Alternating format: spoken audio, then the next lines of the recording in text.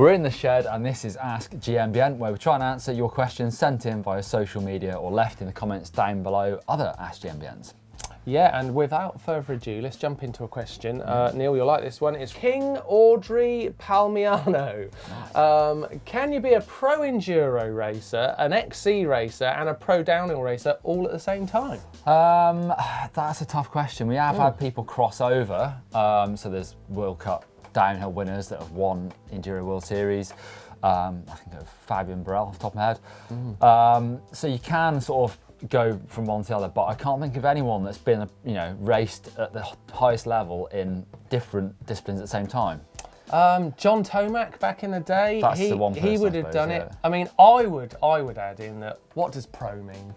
We've had this discussion a little bit before. Like, what does pro mean? It's obviously racing in the top category, that can mean you're pro. Yeah. Being paid, that can mean you're pro. True. Or if you're really good at double backflips, to me, you're pretty pro. Yeah. So, yeah, I don't know. I tell you what was quite notable actually, Lucas Flukiger, the top cross-country racer, raced EWS last weekend, and he didn't do that brilliantly. For someone who's a really good cross-country racer, he came 67th, I think.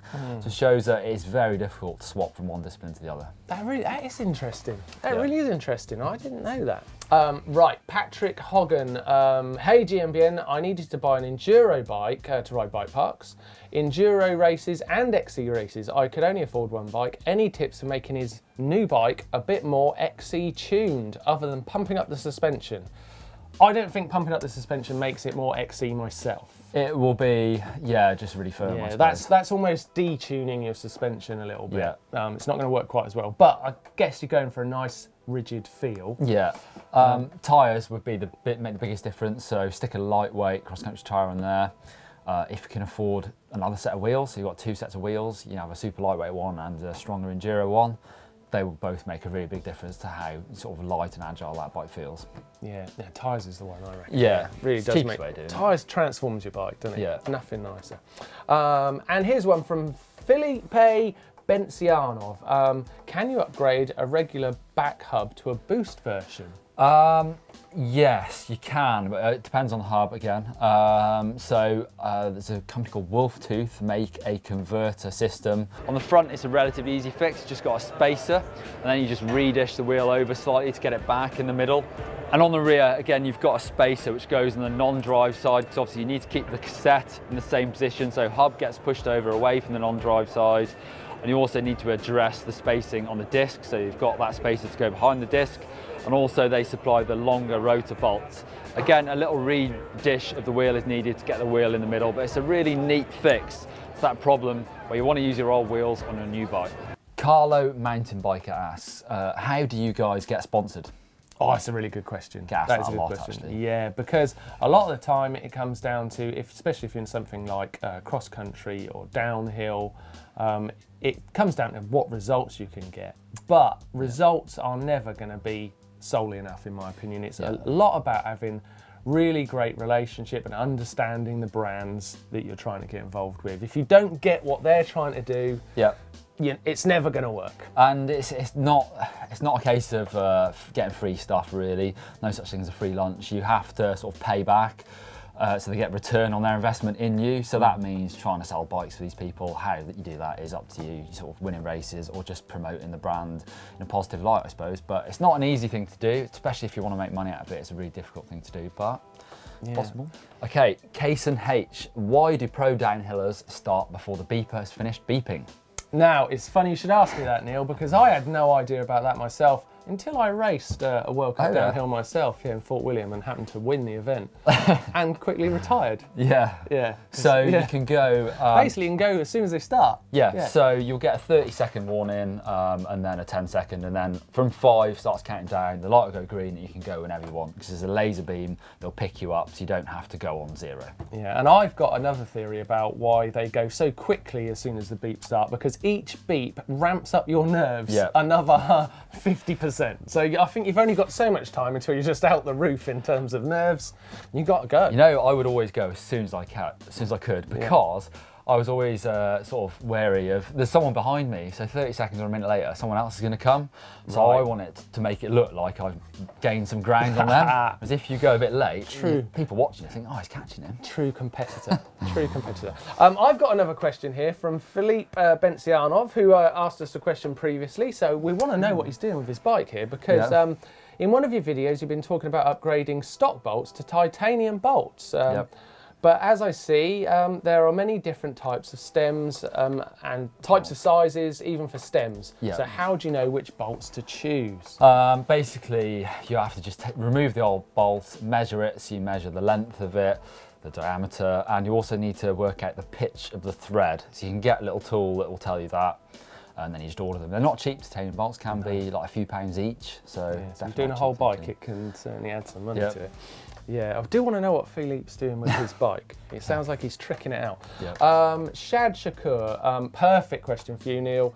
How to prepare for an enduro race? So enduro, you need to be good at riding technical stuff and fit. You know, ride your bike a lot, but you should also check out my video on how to train for enduro. You need a good diesel engine to pedal you around all day long, and that means training at low intensity but for a long amount of time. If you've got a heart rate monitor, we're talking about zone 2 or zone 3. If you don't have one, basically you should be able to chat easily to your mates. Plenty of people don't realise how easy that is. They go too hard and burn their legs up, so they don't spend enough quality time in those low zones.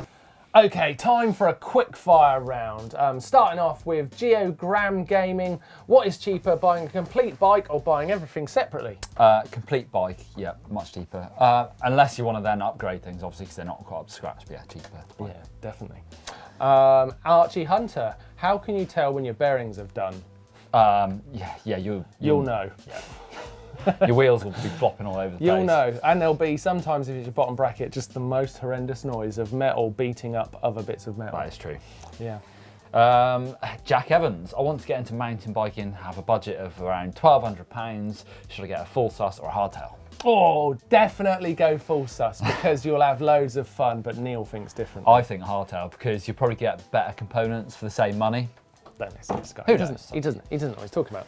Cole today, I'm thinking of getting a new mountain bike for winter riding. Should I get a snow fat bike or get an XC bike? What do you think, Neil? I think it probably depends how cold it is, because if it's icy and snowy, I'd get a fat bike. However, fat bikes aren't great in mud. So if it's just wet but not snowy, I'd get a cross-country bike. Cross-country bike all the way. Mika Everingham, who films you when Neil and Scotty are both in the clips? I do. He does. Oh, yeah. Clever, eh? Yeah, easy. Right, whatevs, how do you feel about skate shoes for bikes? I think they're really good. Big flat sole, grippy, like waffle sole vans. Very good for gripping on pedals. Always work really well. Yeah. David Smalley, can you use Vaseline as grease?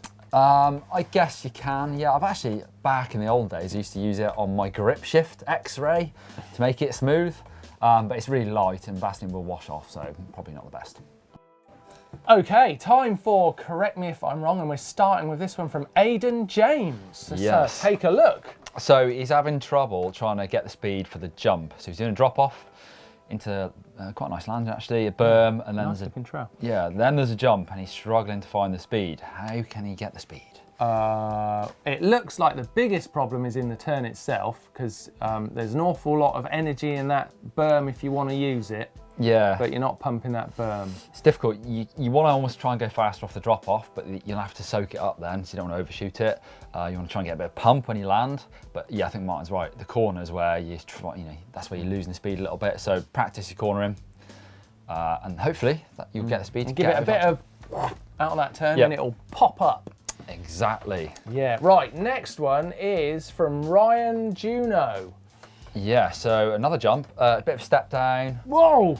Ooh, gets kicked a bit nose down on that. Yeah, that could have been nasty, Ryan. That could have been nasty. I would say slow it down a bit. You look like you're going almost a bit too fast because you get kicked and you almost overshoot it, and that can be like really bad. So slow it down. Especially going into another upslope when you're obviously kicking into that and the ground's coming up. It's never going to end well. No. So you really need to be thinking about your speed for the jump you're doing. And also what it means. And I guess those two, correct me if I'm wrong, is kind of link, is that, you know, sometimes you're doing the work for the second obstacle in the first one. And that one was, your example there, Ryan, was definitely slower over that first one, so you can use the next bit better. Yep, nice one. Keep sending your videos to ask@gmbn.com. Love seeing them, and we'll try and help you out. We shot a really good video recently called Top 5 Pump Track Challenges, and if you click down here, that'll take you through to it. All right, and you can click here for scrub versus squash, which is faster. Really great video, check that one out. Click on the GMBN logo to subscribe, totally free. Yeah, and there's only one last thing you can do, and that is give us a thumbs up like. Thanks very much.